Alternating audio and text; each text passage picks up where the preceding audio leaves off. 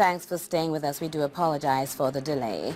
Well-known real estate lawyer Jennifer Misado has been charged with several fraud-related offenses and is now in police custody. Following this release, one client has come forward saying he is willing to take her place. CVM Live's Khadija Thomas tells us more. Because of my knowledge of her, because of my friendship, because of my loyalty, I am prepared to give myself up and serve the weekend or the time in jail to allow her to vote, because I don't think she should be there.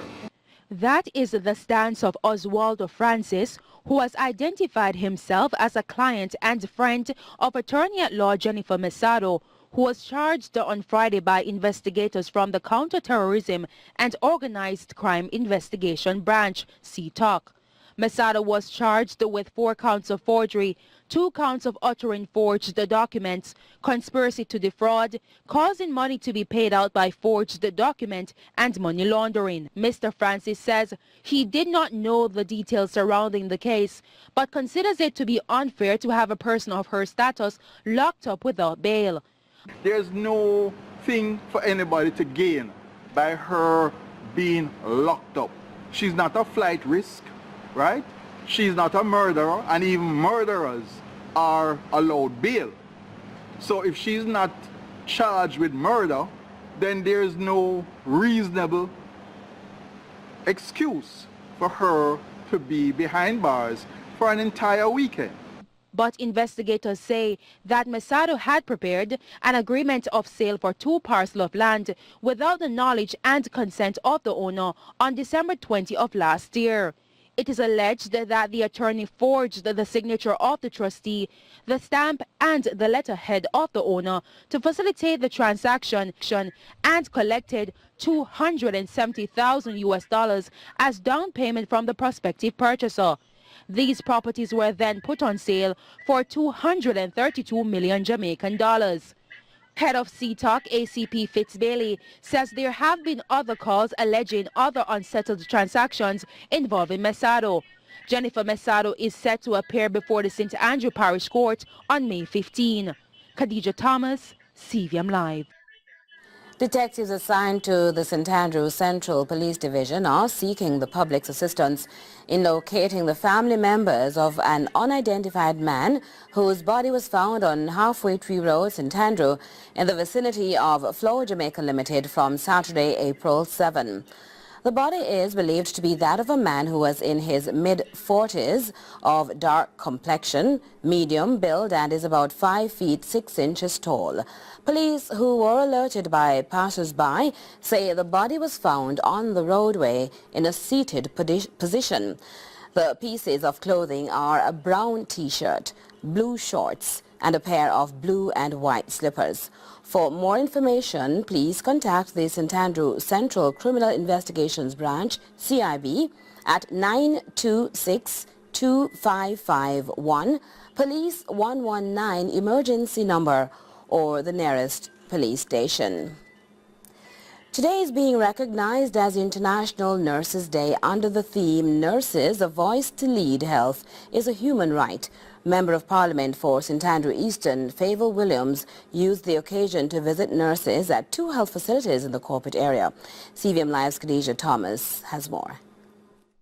International Nurses Day is celebrated annually on this day to highlight the contributions nurses make to the society and the welfare of people through their profession. Member of Parliament for St. Andrew Eastern, Favour Williams, celebrated May 12 at the University Hospital of the West Indies and the Hope Institute in St. Andrew. Our nurses are an indispensable part of our life. We are introduced to them from when we were born until, who knows, the end of life. They're there always to care for us. They are one of the most sympathetic persons, I think, on the planet Earth, considering what they deal with on a day-by-day basis.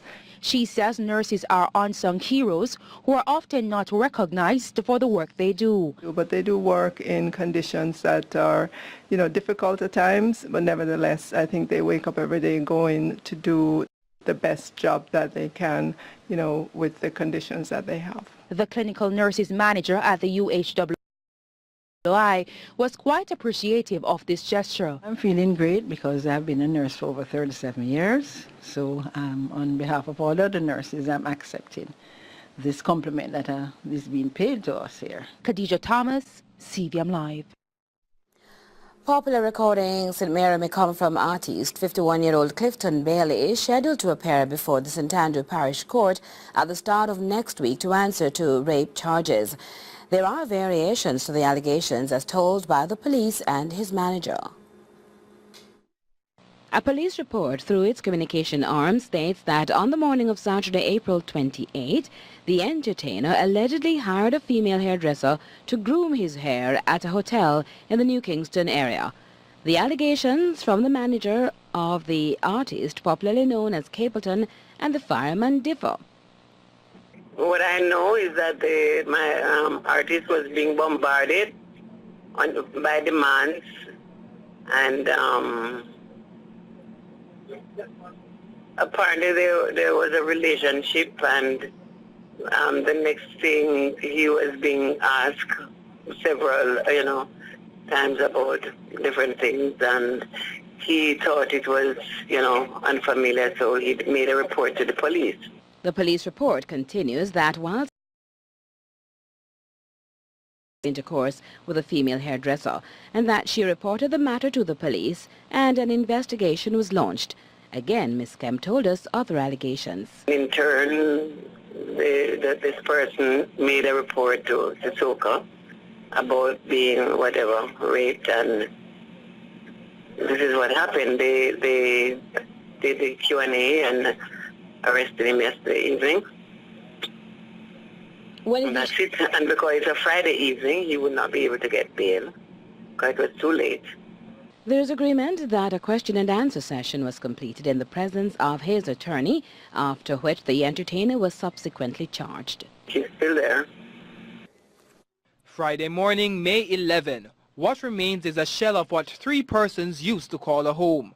The fire which devastated the building started around 6 p.m. on Friday. But before this house was fully engulfed in flames, a neighbor who heard the alarm arrived on the scene. When we run come here, so now we see the grandmother cook on the stove. And I say, fire, fire, fire. When we go there, so now I look.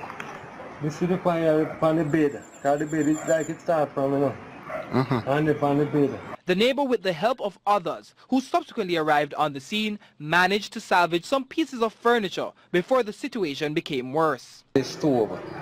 And then they will take out one bed and about 3 mattresses.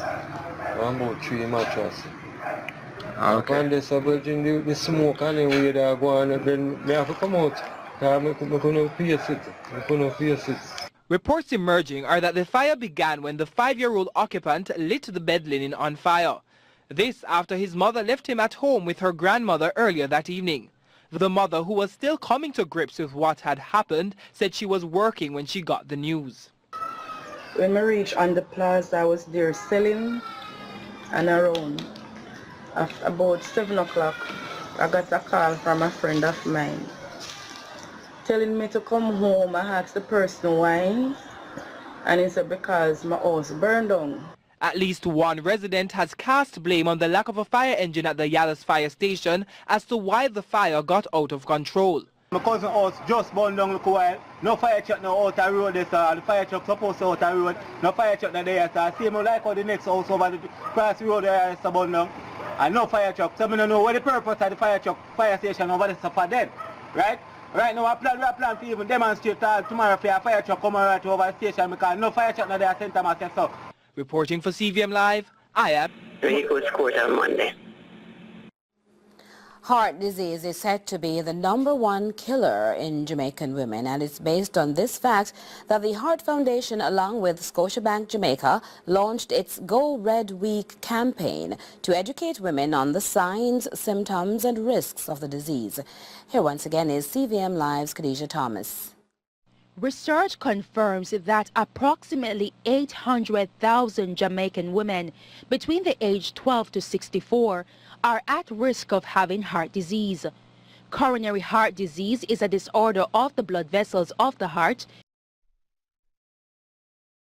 that can lead to a heart attack when an artery becomes blocked, preventing oxygen and nutrients from getting to the heart. A coronary bypass surgery may aid in blood and oxygen flow, but the arteries will remain damaged and the condition may worsen unless you make changes in your daily habits. With this focus, the Heart Foundation joined forces with Scotiabank Jamaica through its Go Red campaign to educate women on the strategies that may be undertaken in preventing the disease.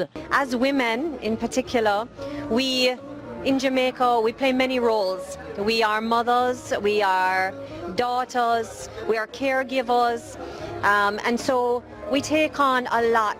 And as a result of that, we're really expected to be Wonder Woman, like superhuman.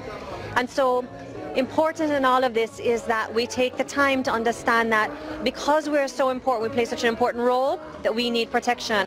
A consultant cardiologist is now calling for women to be consistent with healthier eating habits, as coronary heart disease is not only prevalent in men as many perceive.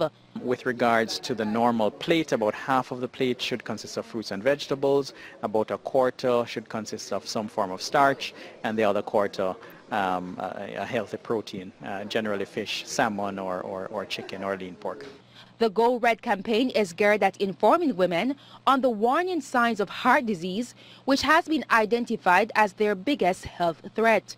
And we're inviting women to take care of their heart by getting screened so that they can know their numbers, the numbers for their blood pressure, cholesterol, blood sugar, or hemoglobin, and even to have their heart checked with an ECG.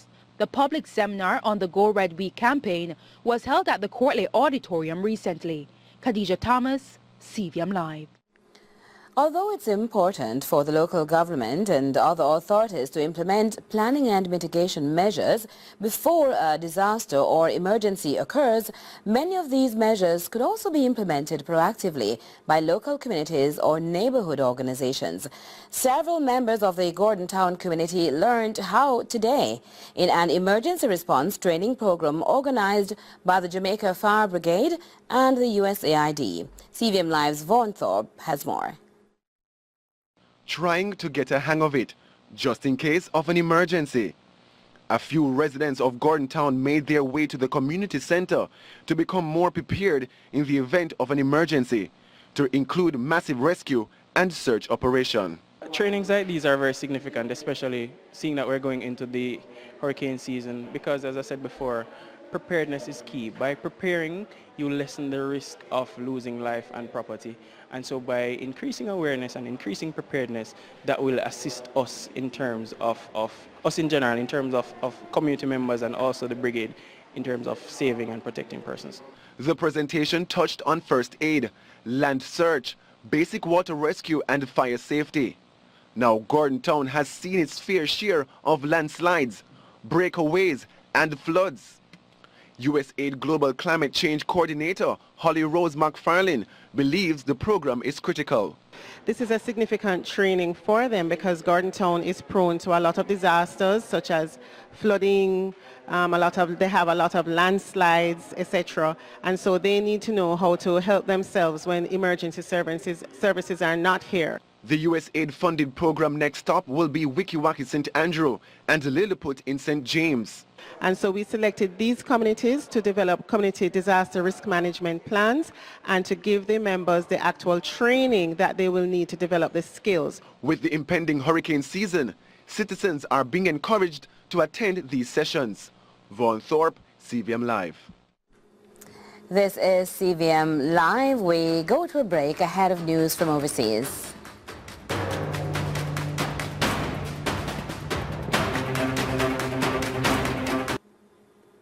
We begin with extra, more on the persistent rainfall that damaged sections of the island. Westmoreland appears one of the hardest parishes hit, leaving many residents marooned and major damage to roadways.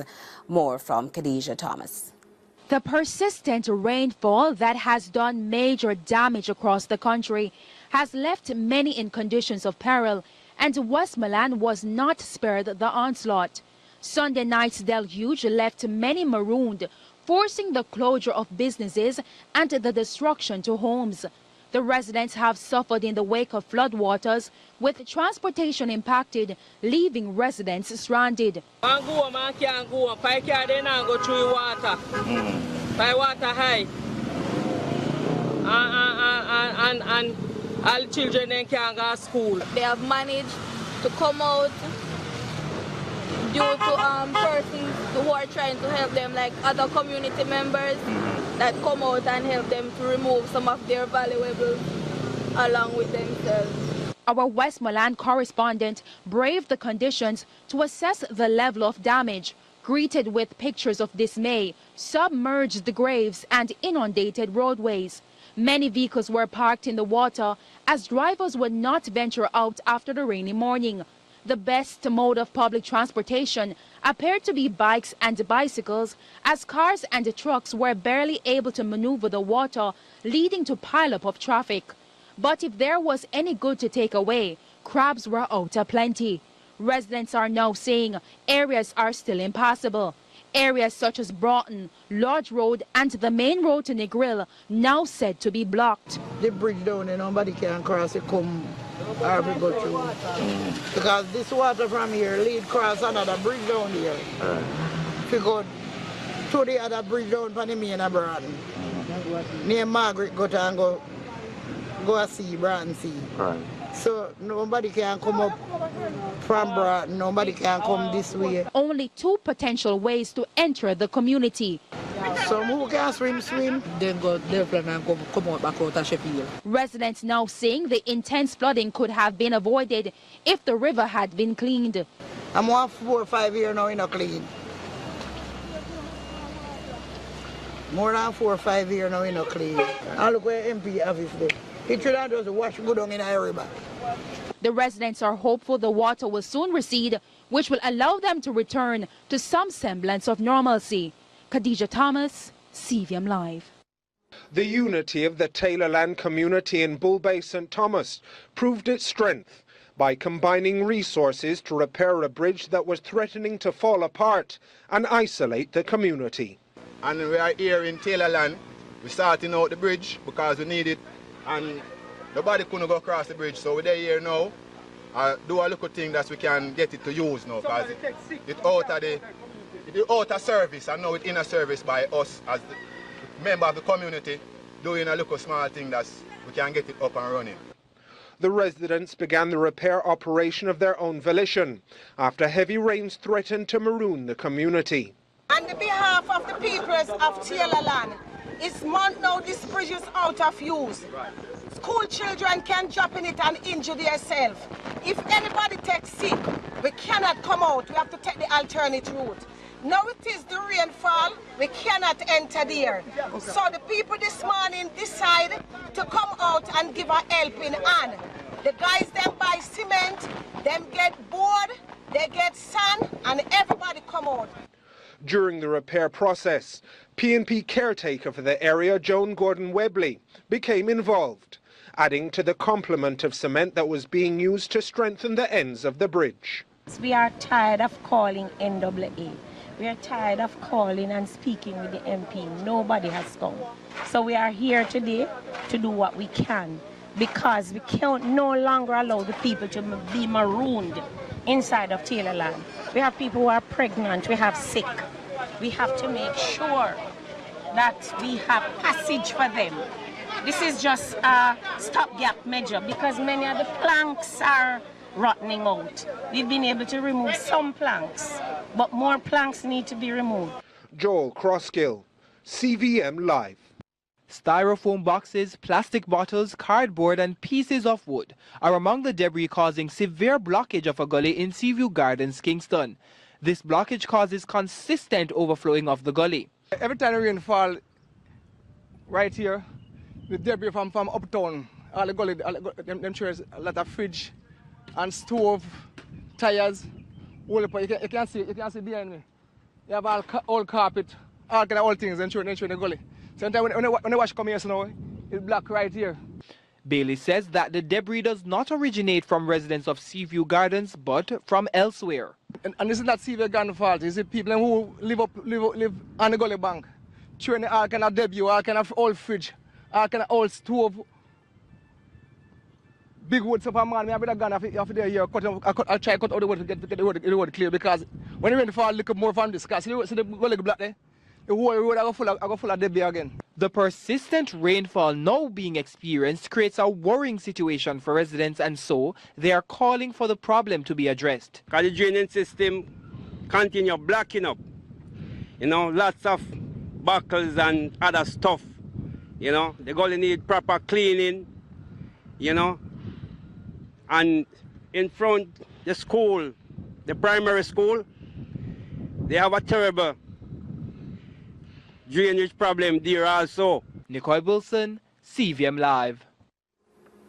And we'll take a short break on Live Extra. Do stay with us.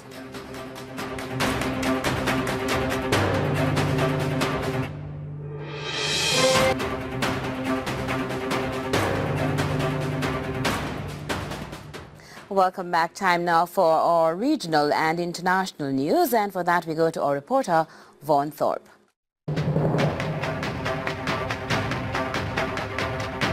Making the top regional and international news this Saturday, out of Trinidad and Tobago, Energy Minister Franklin Khan will travel to Guyana in about a month's time to hold discussions with the South American country on its budding energy industry. The Twin Island Republic is expected to sign a memorandum of understanding of cooperation with Guyana during that visit, as both countries work to see how Trinidad can assist Guyana in the development of its resources. Minister Khan says there are several things Guyana can learn. The Ministry of Infrastructure, in collaboration with the National Emergency Management Organization, NEMO, is finalizing its weather-induced disaster response plan for 2018. More from HTS. It clearly outlines the roles of all partner agencies before, during and after a disaster. On Friday, May 11th, those partners came together to put the finishing touches on the plan. Most recently, we have been severely challenged, and our response has not been at the level that we wish it to be. We grapple with issues such as the all clear signal. When should it be given? Who should be issuing the all clear? When should we respond?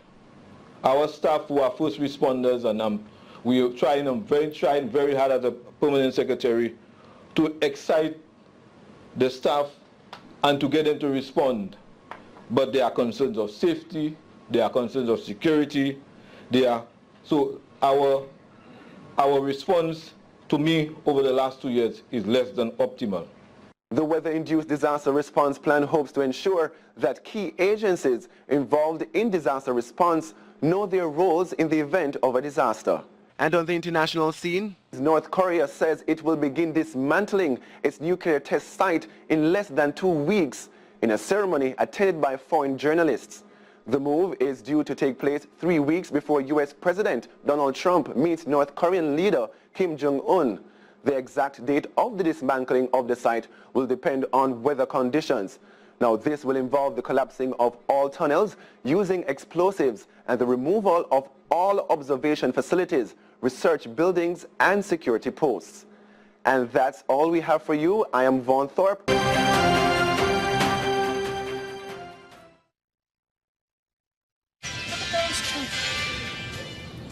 When I think of what Daddy had to do in the war to make the world safe. I thought he was a driver. I'm ringing from a call box, not from my own white slimline digital telephone. Because I'm stuck out here in the wilds somewhere looking for the mother and child. This is a very bad line for ecclesiastical purposes.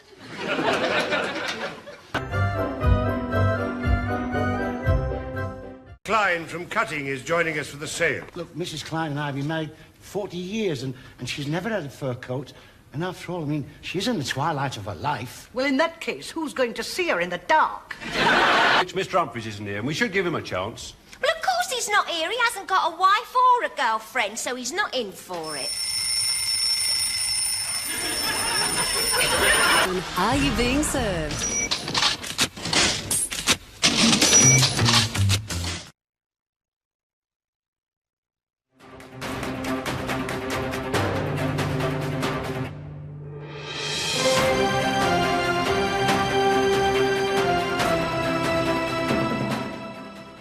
Welcome back to CVM Live Extra. Last Tuesday, our panel discussion was about the decision of the opposition to file a motion in court to block NIDDS, which is slated to roll out in January 2019. Our guests were Jennifer Housen, member of the People's National Party's legal team, and National Democratic Movement chairman and commentator Michael Williams. What are the actual grounds of the argument? What are the submissions? What are the things that you're saying we're saying are in breach or contravention of the Constitution of Jamaica? The things we're looking at, for example, getting a passport, you're going to have a problem with that. Your privacy, that is certainly breached. And when we talk about privacy, this isn't something esoteric, it's real. Privacy is about your ability to deal with your own well-being without the state coercing you. And what I mean by that for the layperson is saying the right to be left alone, for example. And when we look at, for example, Section 27, Section 27 of the NIDDS Act, it looks at you have to register, you have to give your information. It talks about biographic and biometric information. Now let me give you, for example, there's no problem with asking for your name, your address, where you live. Nothing at all. We have that on our driving license. But it goes further. It talks about biographic information, and it says it talks about your residence, your alternative residence. It talks about your matrimonial home. It talks about your divorce. So it says, have you been married? What's the name of your divorced, the spouse you've divorced? It's asking for all of that. And what it says is, all of that information will be on the card. And I think people don't realize that that is the sort of information about your privacy that is going to be put out in the public domain. All of your information on a card, and not just what Jennifer recounted, but your biometrics. So you can get an iris scan, you can get the fingerprints. How do you feel? I think that's perfectly normal in a modern society. You're going to need those. As a matter of fact, the NDM felt that we should also include the DNA, and not at 6 years old, but at birth. Now, right now, what we felt is that the information that was being gathered is reasonable in a modern society. However, and it has to be compulsory, right? However, the methodology is what the NDM objected to, because right now, you can't get a passport if you don't have a birth certificate. Nobody's telling you that you can't get a passport, right? So if you're going to get and that's one of the examples that the PNP blow up and try to highlight and try to scaremonger. Right now, if you don't have not even the old type of birth certificate, the one that I was born with, right?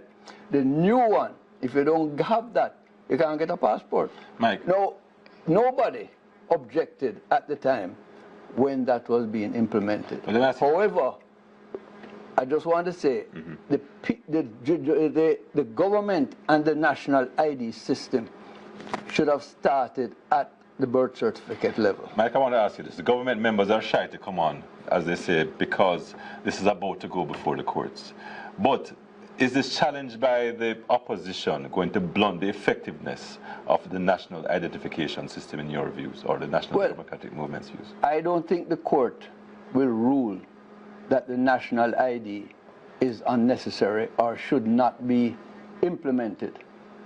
The PNP themselves, I believe, is highly hypocritical in this position that they have taken, because you ask them just now what are their objections, and none of the points that has been made by Jennifer resonate with the listeners or me, or maybe you, but she mentioned passport, so I mentioned passport. Okay, the other point I want to make. No, before, let her respond. Jennifer. Right. You keep saying that as far as the national identification system, let me be clear. The People's National Party is not saying that there ought not to be a national identification system. And I think we must get that, because we keep hearing about blocking NIDS. We very much support the idea that we must have but Jennifer, some kind of the parts that you're objecting to, are you gutting the effectiveness of what the national identification system is ought to do? If the answer to that is, if in its present form, it is unconstitutional. If in its present form, it cuts to the very heart of the fundamental people rights have, then certainly, if that means that undercutting, so if it's going to make certain sections null and void, which will then, for example, see the act be left as nothing but a shell, then unfortunately that comes from having rushed this through. Let me just make one point here, because he keeps saying we talk about just the passport. No, I'll give you an example that most Jamaicans are not well aware of. When you look at Section 4 looks at discrimination, and what it says is this, and let's be very clear. Section 4 of what? Section 4 of NIDS, Section 4 of the National Identification Registration Act. It says that if you're a citizen of Jamaica or you live here legally for more than 6 months, you must register. It means also that if you're getting any service from any government agency, you must provide that card. If it is that you're a US citizen or a British citizen or a Canadian citizen, you don't need to. It means that if I decide to buy a piece of land in Jamaica and I am Jamaican, live here, or if I'm a Jamaican who's lived in America for 20 years,